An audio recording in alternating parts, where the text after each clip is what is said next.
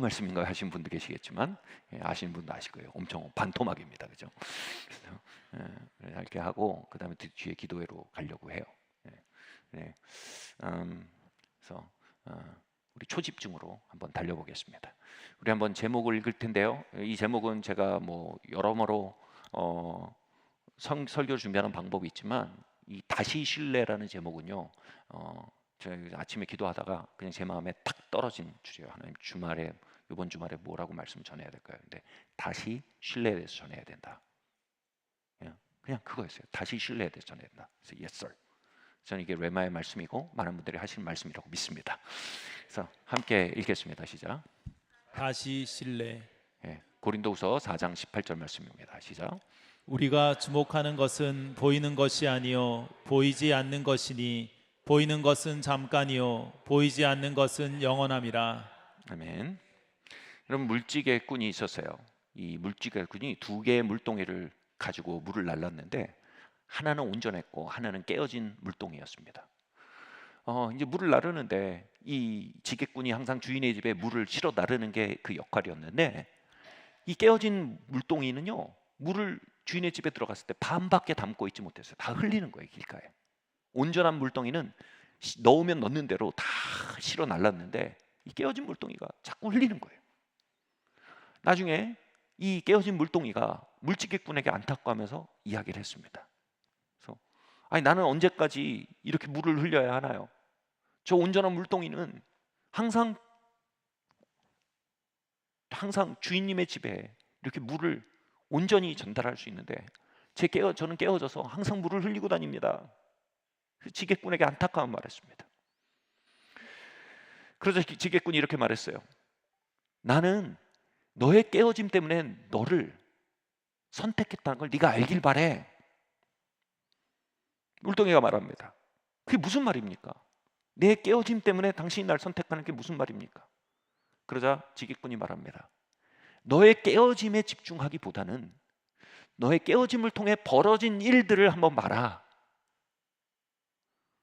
무슨 얘기냐면요, 이 물지개꾼이 물을 나르는 길가에 이 깨어진 항울에서 계속 물이 흘렀잖아요. 그 길가에 꽃이 쫙 펴 있는 거예요. 그러니까 지게꾼은요, 여기다 씨를 심어 놓고요, 가면서 물을 주려고 일부러 깨어진 물동이를 택한 거예요. 그럼 갈 때는 이쪽에 깨어진 물동이를 놓고 오는 거예요. 그래서 언제나 크게 보면요, 그 깨어진 물동이는요, 그 아름다운 꽃을 피우는 통로가 된 거예요. 물동이가 말했어요. 그래도 저는 물 항아리입니다. 저도 주인님께 그 온전한 물을 전하고 싶어요. 그러니까 지게꾼이 말합니다. 내가 이 꽃을 매일 꺾어서 주인 집에 아주 신선한 꽃을 매일 장식할 수 있도록 사용하고 있었다고. 그것이 주인의 마음에 얼마나 큰 기쁨이 됐는지 네가 볼 필요가 있다고. 물동이는요, 자신의 깨어짐에서 눈을 들어서요, 이 지게꾼의 지혜를 보게 됐고요, 지게꾼의 큰 그림을 보게 됐고요.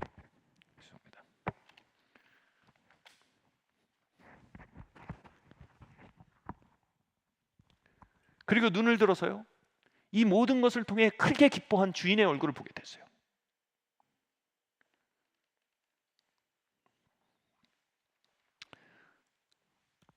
그리고 자신의 깨어짐을 알고 선택한 지게꾼의 그 신실함을 보게 됐어요. 여러분, 신뢰를 배워가는 데서 가장 어려운 게 뭡니까? 바로 우리의 깨어짐, 삶의 깨어짐 속에서 하나님의 선함을 신뢰하는 겁니다. 삶의 깨어짐 속에서, 나의 깨어짐 속에서 하나님의 신실하심을 신뢰하는 것입니다. 나의 깨어짐 속에서도 하나님의 역사를 신뢰하는 것. 이런 것이 신뢰에 있어서 가장 큰 도전이라 해도 과언이 아닐 것입니다. 제가 사랑하는 작가죠, 영성가죠, 영성신학가이죠, 헨리 나우에는요, 수많은 영혼에게 샘물을 흘려보낸 하나님의 통로였습니다. 그런데 그가 세상을 떠나고 난 뒤 그의 삶의 깨어짐이 많은 이들에게 알려졌습니다. 그의 일기와 그가 썼던 편지에 드러난 건 뭐냐면, 그가 어려서부터 동성애적 성향으로 인해 고통하고 있었다는 겁니다. 그가 자란 것은, 또 역사한 것은 가톨릭적 전통 안에 자라났기 때문에 여러분, 이 동성애적 성향은 정신질환으로 분류되고, 그리고 사실상 단죄되는 분위기 속에 그는 컸습니다. 그 누구에게도 자신의 성향을 말할 수가 없었습니다. 그 성향대로 행동하거나 그 성향에 따라 살지 않았으나 자신 안에 있는 그 깨어짐은요, 자신이 가톨릭 공동체에 속했다는 소속감을 거부하게 만들었고요, 그 깨어짐은요, 하나님의 자신을 향한 의롭다함을 인정하기 어렵게 만들었습니다. 그 깨어짐으로 인해 그는 남들은 2번 고민할 하나님의 자비에 대해 10번 고민하게 됐고요, 그 깨어짐으로 인해 남들은 2-3번 만에 획득할 소속감에 대해 그는 20번, 30번 진통하여 얻어가게 되었습니다. 그리고 이것은요, 그로 하여금 도리어 초자연적인 하나님의 자비와 초자연적인 하나님의 용납과 초자연적인 하나님과 그분의 왕국에 소속된 초자연적인 링크를 발견해가는 거대한 기회가 되었습니다. 그의 신학과 그의 영성의 핵심을 드러내는 책이 있어요. 그 책이 뭡니까? 상처 입은 치유자, 운디드 힐러라는 책입니다. 상처 입은 치유자로서의 그의 영성과 그 샘물은요, 바로 그 안에 있었던 깨어짐, 그 깨어짐을 통해 형성된 것임을 이제 많은 이들이 깨닫게 됐습니다.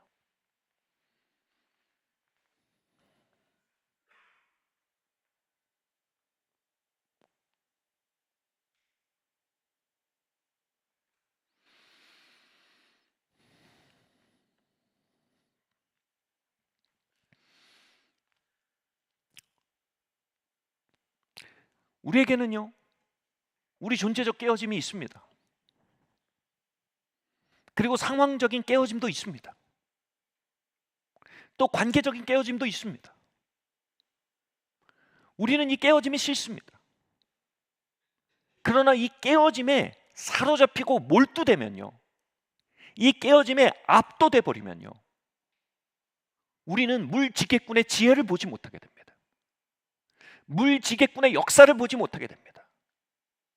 그리고 그것을 통해 영광을 받으실 하나님의 나라와 하나님의 영광을 보지 못하게 됩니다.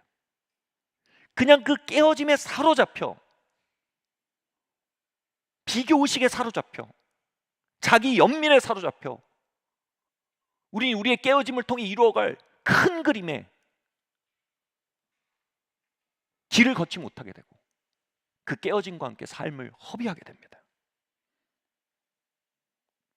다시 신뢰로 라는 말은요, 바로 깨어짐에 몰두되어 그 깨어짐에 붙들린 우리의 마음이 그 깨어짐을, 그 선하심과 신뢰와 역사와 큰 그림을 그려갈 그분의 지혜를 향해 던져드릴 수 있는 초청을 우리에게 하고 계신 음성이라고 저는 믿습니다.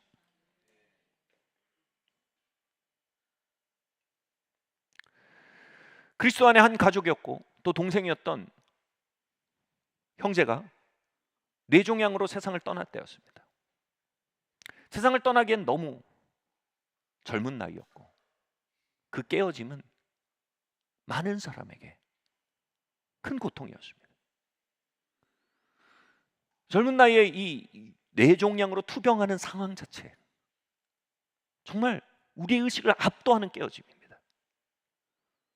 그런데 그 과정 속에서 그는 계속 믿음을 선택했고요, 그리고 그 과정 속에 부활 생명을 노래하게 됐고요, 그 과정 속에 하나님의 사심을 믿기 시작했습니다. 그리고 그 과정을 랩으로 만들었어요.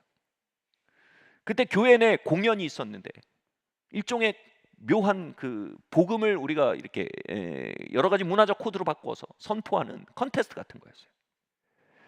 그런데 거기에서 그 정황 속에서 믿음으로 투쟁해온 발걸음들을 랩으로 만들어서 공연을 했어요. 그런데 그 랩의 고백들이 마치 지옥을 향해 쏘는 속사포 같았고, 마치 죽음을 향해 연사되는 기관총 같았어요. 그 랩을 할 때 객석은요 환호와 눈물로 뒤집어졌습니다. 사회를 보던 진행자가 갑자기 무대에 난입해서 막 뛰고 그럴 정도로 이 객석이 완전히 뒤집어졌어요. 그 형제는요 발병 후에 1, 2년을 살지 못할 것 같다라는 진단을 받았습니다. 그럼에도 6년을 꽉 채우고 소천했어요. 기적이었습니다. 무엇보다 진짜 기적은요 그 과정을 살아낸 그의 고백과 심령이 기적이었습니다. 저는 그 기간에 대학에서 강의를 하고 있었는데 한 80명씩 두 클래스고 한 90%는 불신자인 클래스였습니다. 거기서 성경에 대해서 또 복음에 대해서 그리고 그 정점은 부활에 대해서 강의해야 되는 클래스였습니다.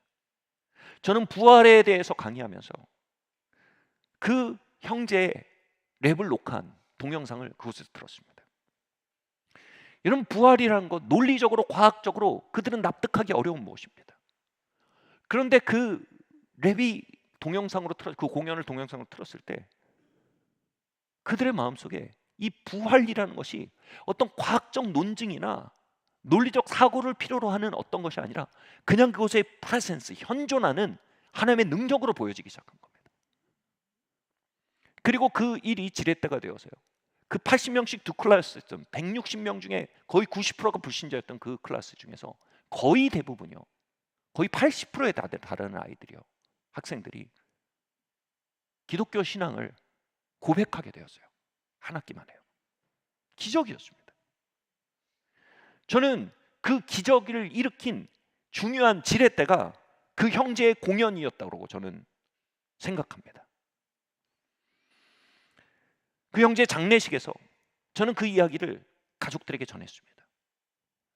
우리가 보기에는 짧은 삶 같고 아쉬움이 크지만 영원에서 볼 때 그 파장은 그가 일으키는 물결은 그가 영적인 차원에서 일으키고 있는 물결은 우리가 보는 것보다 훨씬 더 큰 게 분명합니다 라고 말하며 그 일을 전했습니다. 그때 그 가족의 얼굴에 경탄과 소망의 반응이 일어나는 것을 보았습니다.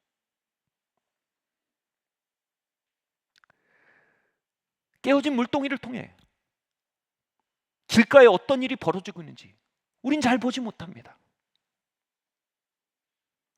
그러나 하나님 깨어진 물동이를 통해 우리가 알지도 보지 못하던 생각하지도 못했던 그림을 그리시며 그분의 선하심과 능력을 이 땅에 풀어놓고 계시다는 걸 받아들이는 것. 그러므로 말미암아 우리의 깨어진 물동이를 받아들이고 우리의 깨어짐으로 인해 하나님을 경배하게 되는 것. 여러분 이것을 신뢰라고 합니다.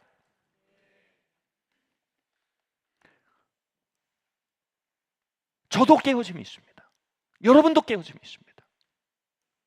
중요한 그 깨어짐 속에 우리가 압도되느냐 아니면 하나님의 큰 그림을 보며 그 깨어짐을 그 큰 그림의 일부로서 받아들이게 되느냐. 여러분 이게 우리의 영적 전쟁이고 이것이 신뢰의 전쟁입니다. 아멘. 신뢰는요 큰 것을 큰 것으로 보고 작은 것을 작은 것으로 볼 수 있게 하는 눈입니다. 불신은 작은 것에 압도되어 큰 것을 작은 것으로 보게 하는 미혹입니다.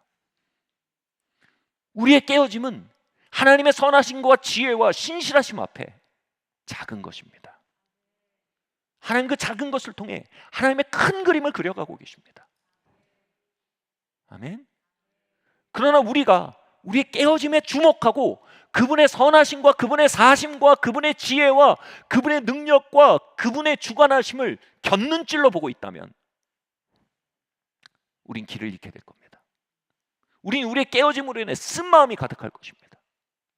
우리의 깨어짐으로 인해 우리의 영적 생명은 고갈될 것이고 우리의 깨어짐으로 인해 우리는 두려움과 절망으로 차버리고 가라앉는 삶이 될 것입니다.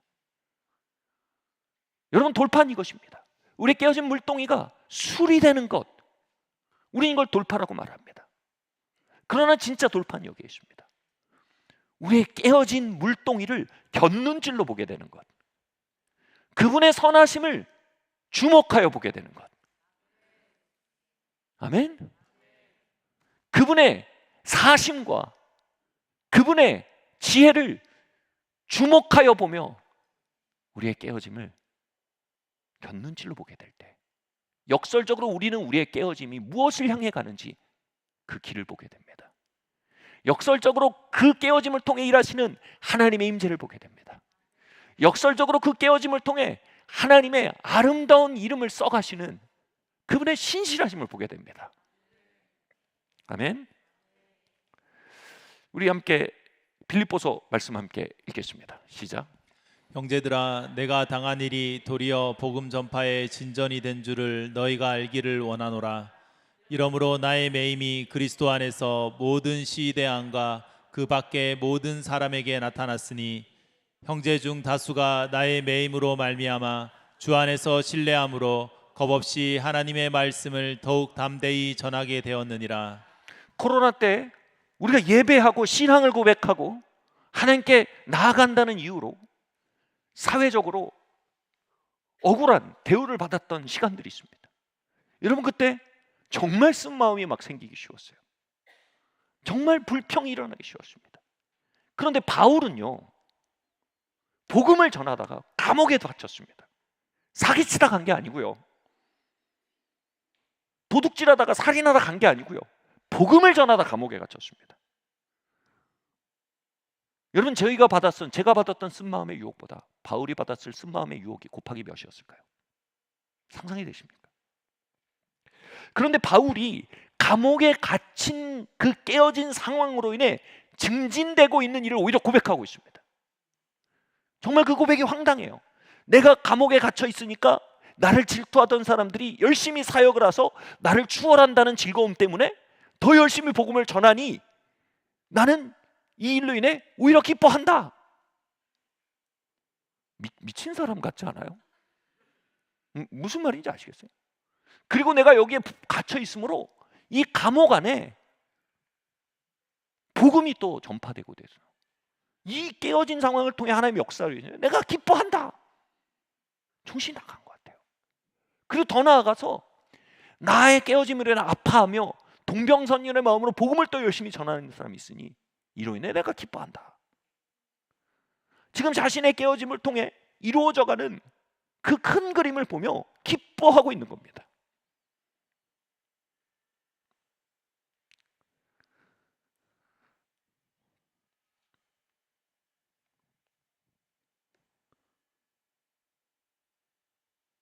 제가 이 표현을 좋아해요. 긴 서사 아래서 우리의 삶의 챕터를 발견할 때 우린 우리의 챕터의 방향을 알게 됩니다. 긴 서사 안에서 우리가 쓰고 있는 그 챕터의 이야기를 발견할 때 우린 어디로 책을 써가야 되는지 알게 됩니다.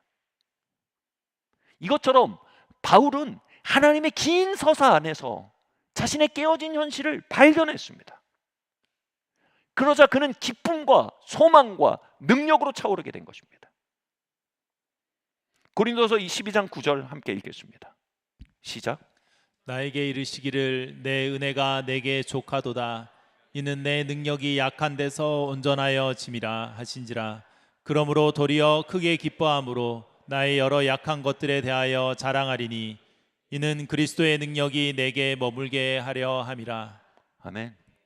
바울은요, 자신의 깨어짐에 대해서 하나님의 큰 그림과 큰 서사 안에서 깨어짐의 챕터를 바라보므로 이것을 통해 쓰여져 갈 이야기를 캐치하는 데 아주 전문가였습니다.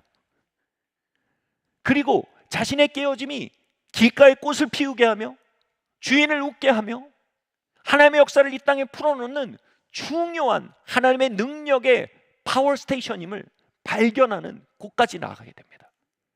그리함으로 몰래요, 그 깨어짐에 대해서 쓴마음을 품는 게 아니라, 그 깨어짐에 대해서 주저앉게 되는 게 아니라 그 깨어짐으로 인해 이제 크게 자랑하기 시작한다는 거예요. 그것을 부끄러워하지 않고 자랑하며 말하게 되는 거예요. 이게 하나님의 역사의 메인 통로임을 내가 발견했다. 그리고 뭐라고 합니까? 그렇게 함으로 뭐예요? 하나님의 능력이 그 깨어짐 속에 흐르게 만든대요. 할렐루야. 우리의 깨어짐에 여러분 쓴 마음이 흐를 수 있습니다. 쓴 마음은요, 광야에서 만난 불뱀의 역사라고 하나님 말씀하세요. 출애굽기 나오잖아요. 민수기 나오잖아요. 여러분, 우리의 깨어짐 속에 독사의 뱀과 같은 쓴물이 가득해질 수 있어요. 그것이 우리의 삶과 우리의 관계와 우리의 영성과 우리의 건강까지 파괴해버릴 수도 있습니다. 그런데 바울의 깨어짐은요, 하나님의 능력이 머무는 통로였대요. 하나님의 부흥이 머무는 통로였대요. 하나님과의 친밀함과 그분의 치료와 그분의 권능이 머무는 통로가 쓴마음이었대요. 깨어짐이었대요. 왜요? 그는 하나님의 큰 서사 안에 자신의 깨어짐을 발견하기 시작했던 것입니다. 하나님의 큰 그림에 주목하며 자신의 깨어짐을 곁눈질로 보기 시작한 것입니다. 하나님의 선하심에 주목하며 자신의 깨어짐을 곁눈질로 보기 시작한 것입니다. 그렇게 볼 때 깨어짐이 어디에 자리매김되며 무엇을 향해 가고 있는지를 직관적으로 알게 된 겁니다. 그리고 그 시선은 놀랍게 뭐예요? 하나님의 능력이 그 깨어짐 안에 흘러오게 하는 수로가 되었다는 것입니다. 저는 이것이 우리에게 필요하다고 믿습니다. 깨어짐 속에 하나님을 신뢰하는 것 말입니다. 깨어짐을 곁눈질로 보는 법을 배워야 합니다. 깨어짐 속에 하나님의 선하심과 영원의 관점을 유지하는 걸 배워야 합니다. 그러할 때 우리의 깨어짐의 시간과 깨어짐의 부위들은요, 이제 뱀의 독극물이 치고 들어오는 것이 아니라 하나님의 능력이 상륙하는, 하나님의 인천 상륙 작전이 벌어지는 놀라운 돌파구가 되는 것을 바울이 고백하고 있는 것입니다.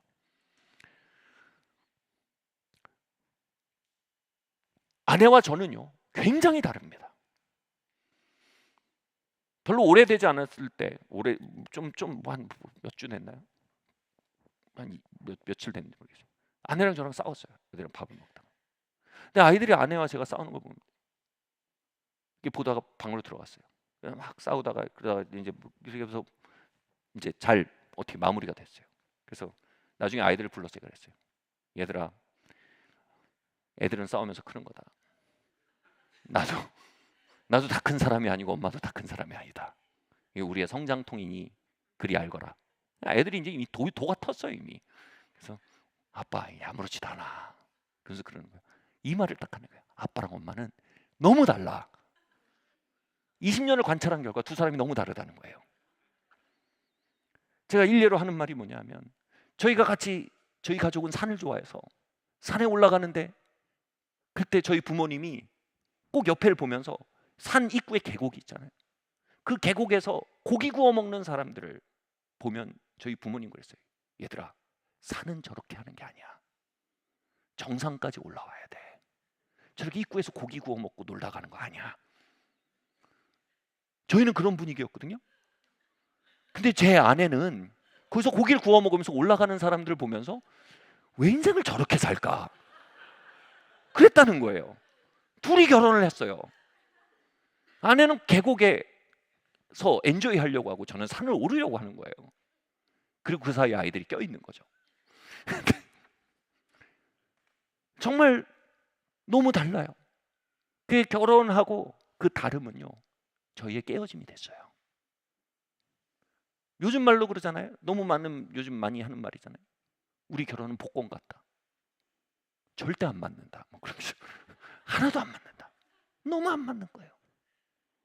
그런데 이 깨어짐, 저희 관계의 깨어짐 속에서 이 깨어짐에 압도가 되면요, 끝인 것 같아요. 이 깨어짐이 압도되면요, 너무 마음이 힘들어요. 그런데 어느 날 제 마음에 이런 생각들이 흘러들어오는 거예요. 아들아, 너희가 서로에게 다가가는 발걸음이 많은 부부들이 서로에게 다가가는 발걸음을 비추는 등대가 될 거다. 너희가 서로를 향해 다가가기 위해 정글을 헤치는 듯한 발걸음이 그들이 서로에게 다가갈 수 있는 길을 틀 것이다. 그리고 저희의 결혼 정황에서의 깨어짐이 하나님의 큰 그림의 일부임을 받아들이게 됐어요. 그리고 그렇게 다른 우리를 하나로 묶으신 하나님을 신뢰하게 됐어요. 그리고 그 깨어짐 속에 하나님 찬양하게 됐어요. 그리고요, 하나님의 능력과 지혜가 이 결혼에 흘러들어오기 시작했어요. 그 전까진 우리의 다름은 씁쓸함의 수자원이었어요. 그런데 이제 우리의 다름은 하나님을 배워가는 교실이요, 하나님의 능력을 경험하는 기적의 현장이요, 하나님의 지혜를 경험하는 빛의 현장으로 바뀌는 것을 경험합니다. 이렇게요, 여러분, 우리의 삶의 수많은 깨어짐 속에 새로운 강물이 임하게 해야 합니다. 아멘. 하나님의 큰 그림 안에 여러분의 깨어짐이 발견되게 하길 예수님으로 축원합니다. 아멘. 여러분, 이 얘기가 20세기의 위대한 발견 중에 하나죠. 로고테라피의 원형입니다. 우리의 삶의 크고 작은 깨어짐들이 로고스, 하나님의 큰 뜻과 계획과 원리의 일부임으로 발견되어질 때 자연스러운 테라피, 치유가 일어난다는 겁니다. 다시 말해 치유력이 그 깨어짐 속에 흐르기 시작한다는 겁니다. 아멘. 여러분, 깨어짐을 로고스, 하나님의 선하심과 신실하심과 하나님의 큰 계획의 일부로 끌고 들어가는 여러분 되시길 예수님으로 축원합니다. 그리함으로 우리의 깨어짐을 우리가 크게 기뻐하게 되길 바랍니다. 깨어짐 속에 노래하게 되기를 바랍니다. 할렐루야. 그럴 때 그분의 놀라운 손길이 여러분 우리의 깨어짐의 시간과 깨어짐의 부위와 깨어짐의 영토에 흘러들어와 그래서 하나님의 능력의 수전으로 바꾸신다는 것이 성경의 약속입니다. 아멘. 그렇다면요, 어떻게 하면 우리는 큰 그림 안에 우리의 깨어짐을 일부러 들고 들어갈 수 있을까요? 우리 빌립보서의 고백에 어떻게 그렇게 할 수 있었는지에 대한 연이은 바울의 설명이 잇따릅니다. 1장 21절에서 25절까지 말씀을 함께 읽겠습니다. 시작. 이는 내게 사는 것이 그리스도니 죽는 것도 유익함이라. 그러나 만일 육신으로 사는 이것이 내 일의 열매일진데 무엇을 택해야 하는지 나는 알지 못하노라. 내가 그 둘 사이에 끼었으니 차라리 세상을 떠나서 그리스도와 함께 있는 것이 훨씬 더 좋은 일이라. 그렇게 하고 싶으나 내가 육신으로 있는 것이 너희를 위하여 더 유익하리라. 내가 살 것과 너희 믿음의 진보와 기쁨을 위하여 너희 무리와 함께 거할 이것을 확실히 아노니. 아멘. 바울이요, 자신의 감옥이라는 깨어진 현실에 압도되거나 그것을 인해 쓴마음에 사로잡히지 않고 하나님의 큰 그림 안에서 일부러 그걸 발견하고 기뻐한 것은요, 여러분 절대로 정신승리가 아닙니다. 정신승리는 뭡니까? 실제로는 그게 아닌데 좋은 것이라고 긍정적으로 사고해서 그것을 기뻐하는 겁니다. 여러분, 이런 긍정적인 사고는요, 좋은 것 같지만요, 장기적으로 분열을 일으킵니다. 이건 정신승리가 아니에요. 바울은 어떻게 하면 그의 깨어짐을 하나님의 큰 그림 안에서 기뻐할 수 있었는지에 대해 연이어 이렇게 써갑니다. 그는 자신이 시간을 사는데 영원이라는 거대한 현실 앞에 살고 있음을 자각하고 있었습니다. 그리고 자신이 시간과 영원 속에 선택을 한다면 영원을 선택하여 주님의 품 안에 있는 것이 시간을 살며 고뇌하는 도전 속에 있는 것보다 훨씬 나은 선택이란 것을 바울은 알고 있었어요. 이것을 뭐라고 합니까? 시간과 영원 사이의 막이 굉장히 얇은 상태였습니다. 아멘. 그게 우리가 지난주에 얘기한 켈틱 기독교에서 얘기하는 thin place라는 신학입니다. 바울은 영혼과 시간 사이의 막이 굉장히 얇은 상태를 가진 사람이었습니다. 그리하므로 감옥의 시간도 영원이라는 거대한 현실 앞에 비추어 볼 수 있는 어떤 관점이 있었던 것입니다. 이것을 저는 이렇게 말하는 게 좀 임재의식, 종말의식이라고 말할 수 있어요, 신학적으로. 근데 이 의식이란 말이 좀 불편한 게 뭐냐면 그 의식은 연습해서 갖는 게 아니에요. 우리가 그렇게 생각하고 간주하는 게 아니에요. 이건 뭐냐면요, 실제로 우리와 영원 사이에 영적인 막이 얇아져서 파생적으로 갖게 되는 의식이에요. 자, 말씀드릴게요. 제게 이 영혼과 시간이 얇은 이 thin place를 사는 대표적인 사람 중에 하나가 이사벨 스콜라슨이라는 분이에요. 이번 12월에 오시잖아요. 이분과 대화를 하면 도대체 이 사람이 어디까지가 영혼인가 어디까지가 시간인지 헷갈려요, 대화를 하다 보면. 대표적인 중에 하나 뭐냐면 이분이 몇 년 전에, 10여 년 전에, 지금으로서는 10여 년 전이지만 당시 대화할 땐 2, 3년 전이었어요. 2년 전. 그러니까 10여 년 전에 대화를 했는데 그보다 2년 정도 더 내일입니다. 교통사고가 났어요. 그리고 심장이 멈췄습니다. 그런 얘기를 부패를 먹으면서 아주 일상인 것처럼 얘기를 하는 거예요. 그래서 내가 심장이 멈췄어. 그래서 숟가락을 제가 내려놨어요. 어떻게 밥을 먹어서 들어요, 그 얘기를. 그래서 임사체험을 한 거예요. 임사체험에서 그리스도의 품에 자신이 이 땅에 수고를 그치고 안기는 경험을 한 겁니다. 그 그리스도의 품 안에서, 영원 안에서 그리스도의 품을 경험하며 어마어마한 위안과 어마어마한 환희와 어마어마한 사랑을 경험한 겁니다. 그리고 울면서 말했어요. 내 주 그리스도시여, 나의 신랑이시여, 내가 마침내 이곳에 왔습니다. 그리스도께서 이사벨 스콜라슨 그 임사체험 속에서 안으시면서 말씀하신 거예요. 내가 너를 품에 안게 돼 너무나 기쁘다. 그러나 내가 너를 다시 돌려보내야겠다. 너는 이 땅에서 해야 될 일이 있다. 이사벨 스콜라스는 돌아가기 싫다고 그 임사체험 속에서 부르짖게 되고요. 예수 그리스도께서도 그를 보내기 싫다. 그러나 보내야만 한다. 라고 안타까워하셨습니다.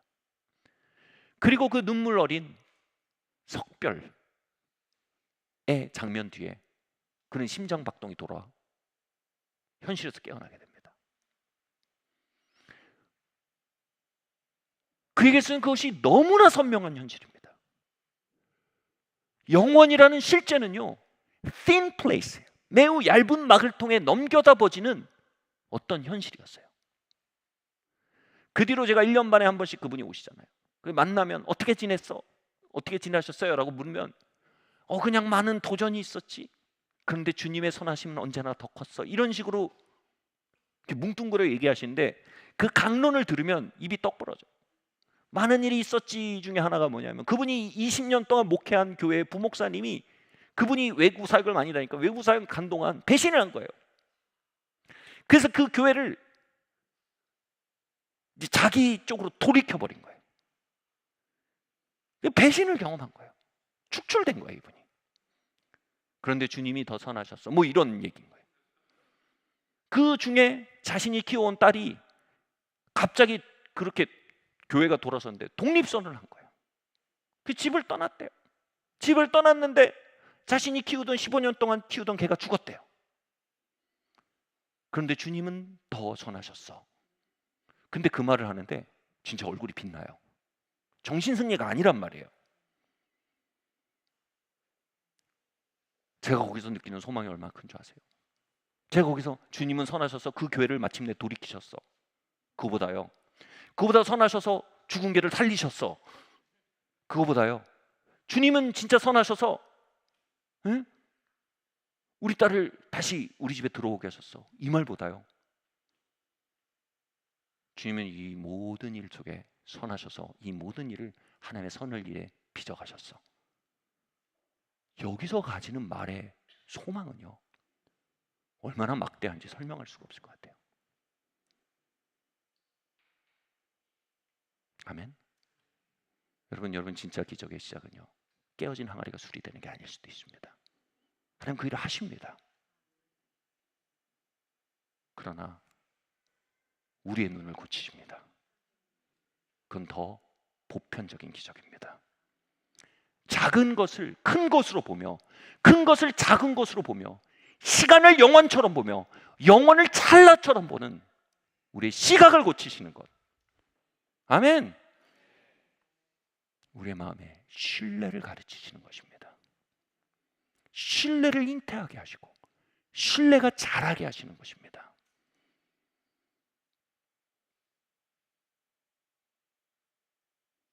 말씀 맞춰야 될 것 같아요. 오, 놀랍네요. 말씀 맞춰야 될 것 같아요. 근데요,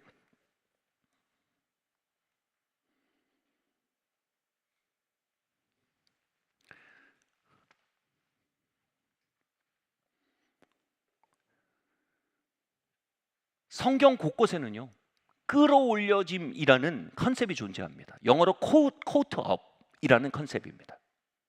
에스겔이 그발강가에 있을 때, 그발강가가 뭡니까? 포로기예요. 포로기의 현장에 앉아 있을 때 하나님께서 그를 caught up, 시간 속에서 영원으로 들어 올리십니다. 그리고 하나님이 그 포로기의 시간을 통해 일으켜 가시는 하나님의 장대한 그림을 그에게 열어 보이십니다. 그리고 그는 마침내 이 시간 안으로 돌아와서 하나님의 장대한 그림을 예언하는 선지자가 되는 거예요. 요한은요, 반모섬에 갇혔을 때 코웃업, 하나님께로부터 이리로 올라오라고 영원을 향해서 들어 올려집니다.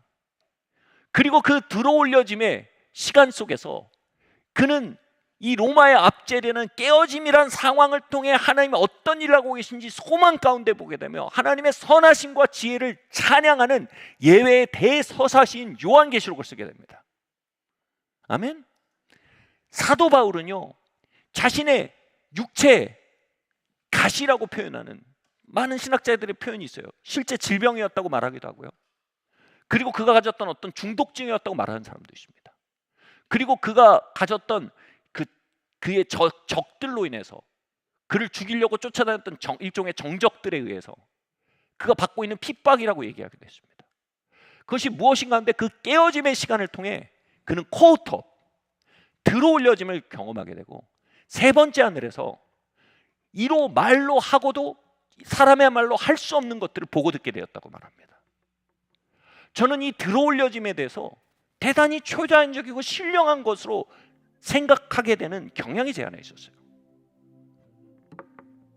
그런데 로마서 8장에 대한 주석을 보다가 이 코웃업, 들어올려짐에 대해 전혀 다른 관점으로 이해하게 됐어요. 하나님께서 하나님의 영을 우리의 심령에 부으셔서 우리로 하여금 아버지라 부르짖게 한다는 로마서 8장 15절의 고백이, 저는 여러 번 인용한 토마스 굿윈의 주석에 의해서 이렇게 받아들여지기 시작했습니다.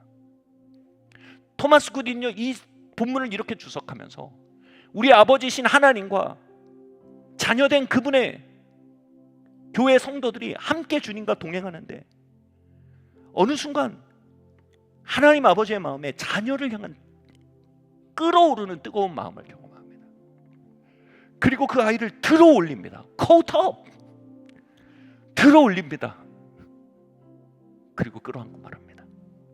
너는 내 사랑하는 아들이요, 내가 너를 기뻐한다. 이 순간이 뭐라고요? 아버지라 부르짖게 되는 순간이란 거예요. 아바. 청교도 토마스 굿윈의 주석이에요. 그리고 내려놓고 다시 걷기 시작합니다.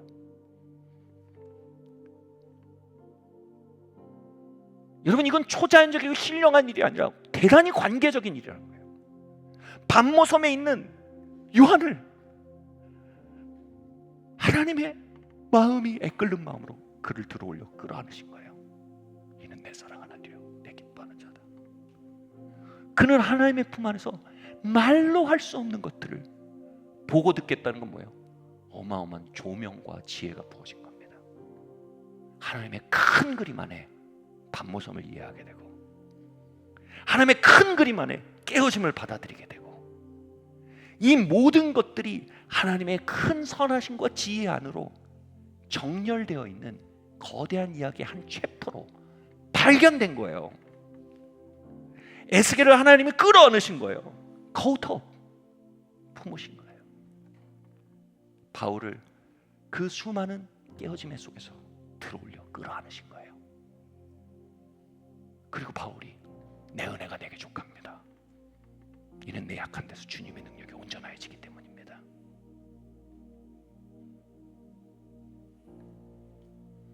토마스 구딘의 주석 중에 제가 마음에 안 드는 부분이 이거예요. 너무나 수동적으로 우리 입장이 묘사되고 있다는 겁니다. 저는 20대 초반에 3중 깨어짐의 시간을 지나고 있었어요. 하나님이 저를 들어올려 끌어안으시면 그 깨어짐이 하나님의 큰 그림과 선하심 안에 받아들여질 뿐 아니라 신뢰가 되고 그로 인해 기뻐하게 됩니다. 그러나 잠시라도 내려놓으시면요, 쓴 마음이 진흙처럼 흘러들어와 제가 침륜에 빠지게 됩니다. 전 바울의 그 말을 이해했어요. 다윗의 그 말을 이해했어요. 주님, 물들이 내 영혼에 흘러 넘치나이다. 흘러들어와 넘치나이다. 물이 막 잠식해 들어오는 것처럼, 홍수가 났을 때 반지하에 막 꾸정물이 차오는 것처럼 제 심령이 땅을 걸으면 그 깨어짐의 시간 동안은 피탄에 빠지게 되는 거예요. 결론은 이거예요. 매일 그분이 들어올려 주시지 않으면 살 수 없는 시간들, 코우터 들여올려짐으로 내 깨어짐을 보지 않으면 길을 잃을 수 있는 시간들, 들어올려짐 안에 내 깨어짐을 발견하지 않으면 난파될 것 같은 시간들, 그 시간 속에서요, 저의 노래는 하나님 향한 소원가가 되었어요. 하나님, 날 들어올려 주세요. 저의 종교 행위는 하나님을 더듬어 참는 소경에 떨리는 손끝이 되었어요. 저의 기도는 나를 발견해달라 외치는, 자비를 구하는 예 외침이 되었어요. 그분은 그렇게 들어올려지지 않고는 지날 수 없는 깨어짐의 시간들과 깨어짐의 이야기들 속에서 저를 코터 끌어안아 주셨습니다. 그리고 점차 저의 깨어짐의 이야기들이 그분의 선하심의 일부임을, 그분의 노래의 한 소절임을, 그분의 거대한 소설의 한 챕터임을 발견하게 하셨어요.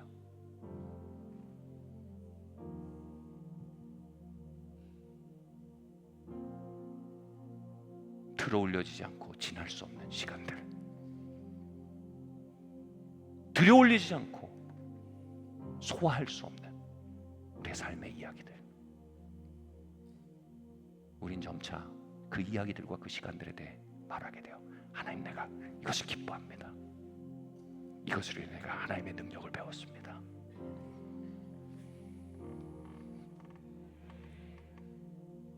하나님, 내 깨어짐 속에 하나님 신뢰합니다.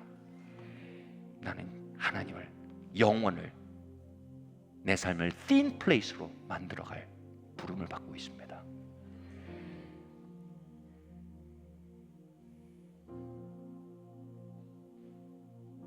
우리는 깨어짐에 대해 yes, no를 할 권리는 없습니다. 그러나 우리는 어마어마한 권위를 가지고 있습니다. 그 깨어짐의 시간을 진흙탕으로 채울 것인지 하나님의 능력으로 채울 것인지에 대한 거의 전적인 결정권을 우리가 가지고 있습니다. 아멘. 깨어짐을 통해 하나님의 이야기를 수놓아 가시는 그분의 클래식한 방법을 인류는 싫어합니다. 십자가를 통해 부활을 이루어 가시는 그분의 클래식한 이야기 전개 방식을 인본주의는 싫어합니다. 그러나 그 깨어짐 속에 눈을 들어 그분을 예배하며 그분의 끌어안아 주심을 구할 줄 아는 이들은 그 이야기 속에 하나님의 영광을 보게 됩니다. 그분의 영광은 그래서 많은 이들에게 감추어진 이야기요, 그분의 선하심과 신실하심을 많은 이들에게 비밀이 되었습니다. 그러나 성도 여러분, 여러분께 도전하고 싶습니다. 그 아이가, 여러분의 그 이야기가 여러분에겐 비밀이 되지 말게 하십시오. 그분의 신실하심과 선하심이 여러분의 깨어짐 속에는 비밀이 되게 하지 마십시오. 그래서 주님은 우리에게 이렇게 말씀하고 계신 것입니다. 다시 신뢰다. 아멘. 우리 토마스 굿인의 주석에 나오는 그 아이로서 우리를 발견합시다. 아버지, 나를 들어올려 주십시오. 자녀의 영을 부어 주십시오. 우리의 심령에서 아바 아버지라 부르짖는 코우톱, 진정한 들어올려짐이 우리 안에 역사하게 하여 주시옵소서. 여러분, 그 심령이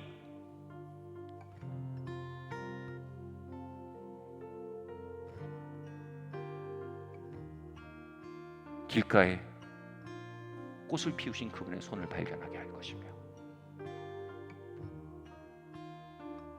그를 통해 이루어가시는 아름다운 이야기들을 발견하게 할 것이며, 깨어짐 속에 길을 잃은 듯한 소경된 우리의 마음에 눈을 열어 우리가 나아갈 길을 보여줄 것입니다. 할렐루야.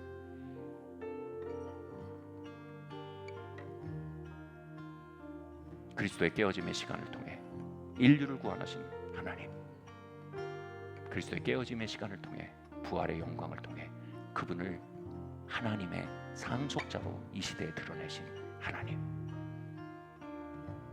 하나님 우리의 깨어짐의 시간을 통해 신실하고 능력 있고 정밀하게 일하고 계십니다.